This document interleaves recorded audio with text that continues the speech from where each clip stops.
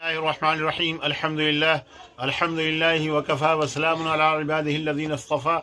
सामिईन किराम और मुशाहिदीन बातमकीन, आज की इस नशिस्त में इंशाअल्लाह 3 अल्फाज अदरक, अजवाइन और उधार, इनकी असल और साख्त और बाफ्त बताई जाएगी, एटमोलॉजी बताई जाएगी कि ये अल्फाज किस तरह बने और इनके एटमोलॉजिकल मीनिंग यानी असल और ज़ात के एतबार से इनके माना और मतालिब क्या होते हैं। अदरक हम जानते हैं मशहूर सब्ज़ी है, मशहूर नबातात में से है और चड़पड़ापन, तेज़ी इसके जायक़े में होती है और हज़म करने में ये मुफीद है, यानी डाइजेस्टिव बॉटनी है और वेजिटेबल में आती है।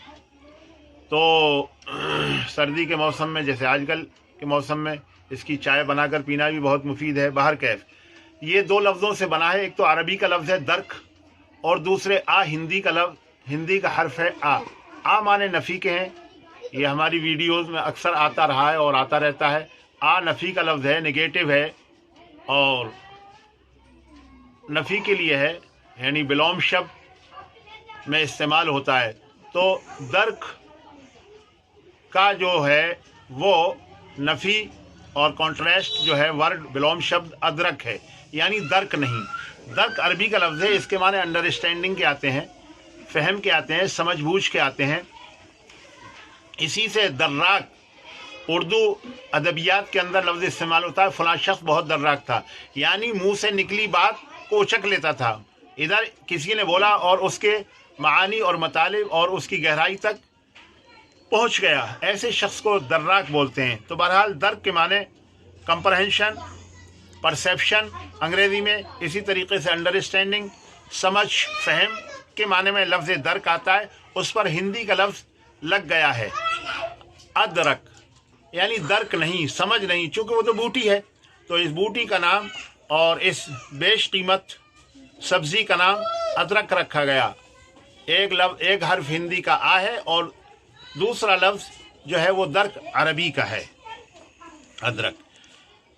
दूसरा लफ्ज़ जो है उसकी एटमोलॉजी और असल को सुनिए। अजवाइन, अजवाइन क्या होती है? अब तो चूँकि रिवाज बदल गया है और इस्तेमालात में आजकल का, आज जो है चारपाई की जगह बेड ने ले ली है, उसको उर्दू में भी बेड लोग कहने लगे हैं। हालांकि बेड माने बिस्तर के आते थे, तो चूँकि वो एक तरह से बिस्तर भी होता है, बग़ैर बिस्तर बिछाए भी इंसान उस पर लेट सकता है। तो चारपाई जिसको कोट कहते हैं इंग्लिश के अंदर, वो इस तरह बुनी जाती थी रस्सी से, और रस्सी मुख्तलिफ़ किस्म की इस्तेमाल होती थी। आजकल भी बुनी जा रही है रस्सी, मगर ये कि प्लास्टिक का मटेरियल और प्लास्टिक का मवाद उसमें इस्तेमाल हो रहा है। पहले रस्सी मूंछ की, बान की और सन की रस्सी से चारपाई को बुना जाता था। तो ज़्यादा हिस्सा बेहतरीन तरीके से बुना हुआ और पैर का हिस्सा जिसको अजवाइन कहते हैं वो बुना हुआ नहीं होता था, बल्कि जो है उसमें स्ट्रिंग यानी रस्सियाँ पड़ी हुई होती थी, ताकि इस पूरे बुने हुए हिस्से को वो मजबूत रखे और सख्त रखे।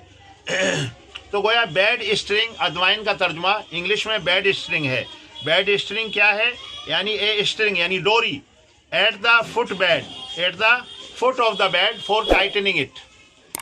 गोया इसकी इंग्लिश में जो परिभाषा है और डेफिनेशन है वो ये है बेड स्ट्रिंग की, कि string at the foot of bed for tightening it. चारपाई की, बुनी हुई चारपाई को मजबूत रखने के लिए आखिर में रस्सियां डाली दी जाती थीं खींच, ताकि वो मजबूती से खिंची रहें और उसमें ढीलापन ना हो, जिसको झंगोला कहते हैं, यानी चारपाई झंगोला ना हो। अब इसकी आप अजवाइन की एटिमोलॉजी और असल को सुनिए। इसमें अद आधा, अद जो है आधा का मुखफ़फ़ है और शॉर्ट फॉर्म है, ये हिंदी का लफ्ज़ है। और वाह माने फ़ारसी में खुले हुए के आते हैं।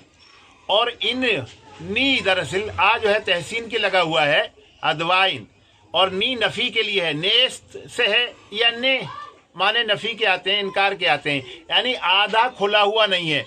मतलब ये है कि रस्सियाँ जो डाली गई हैं आधे पलंग आधी चारपाई में नहीं डाली गई हैं, आधा पलंग खुला हुआ नहीं है, थोड़ा सा खुला हुआ है, यानी पलंग का या चारपाई का मुश्किल से 5वां या चौथाई हिस्सा जो है ना वो खुला हुआ है।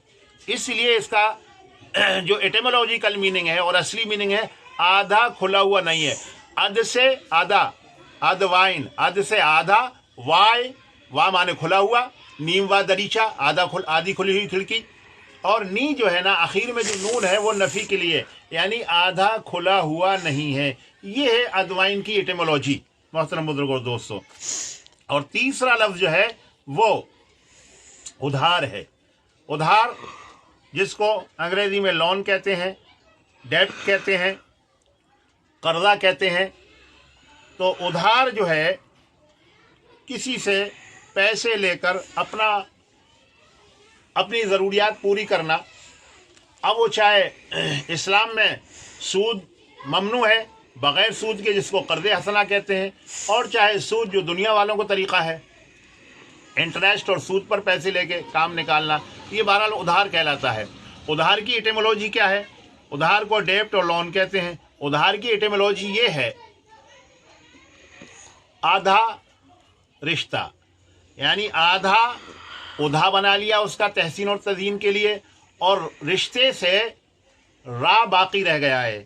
یعنی آدھا رشتہ مطلب یہ ہے کہ اب تک ادھار لینے سے پہلے جو دوستی تھی اور محبت کی فضا جو قائم تھی، ظاہر ہے کہ ادھار وہی دے سکتا ہے نا جن کے دل ملے ہوئے ہوں اور جن کے اندر محبت ہو. لین دین جو ہے محبت والے لوگوں میں، جن کے ایک دوسرے رابطے صحیح ہوں، تعلقات صحیح ہوں اور گڈ ول ہو، انہی کے اندر لین دین اور ادھار کا معاملہ، ادھار کا لین دین چلتا ہے. تو گویا چونکہ ادھار جو ہے لینے سے محبت ختم ہوتی ہے. ایک کہاوت ہے عربی کی، القرض مقراض المحبہ، قرض اور ادھار دینا جو ہے محبت کی قینچی اسے کاٹ کے رکھ دیتا ہے. اور اردو میں بھی ایک محاورہ ہے، ادھار دیجئے دشمن کیجئے، lend and lose a friend. انگریزی میں کہتے ہیں لینڈ لوز اے فرینڈ، ادھار دو اور دوست کو کھو دو. مطلب یہ ہے کہ انسان جو ہے ادھار لے کر جو ہے، ادھار لینے والا شخص جو ہے وہ کیا کرتا ہے، لونر جو ہے وہ آنکھوں سے، جس نے اس پر احسان کیا، ادھار دیا، اس کی آنکھوں سے ہی بچ کر بعض اوقات نکلنے لگتا ہے. سلام کرنا اور ملنا یا حال چال پوچھنا تو در کجا رہا. اس لیے جو ہے نا ادھار کے معنی ہوئے آدھا رشتہ، مطلب یہ ادھار دیا اور آپ کا آدھا رشتہ ہو گیا. وہ پہلے جیسی محبت اور پہلی جیسی انسیت یا معاملات یا مراسم نہیں رہتے ہیں. والسلام علیکم ورحمۃ اللہ.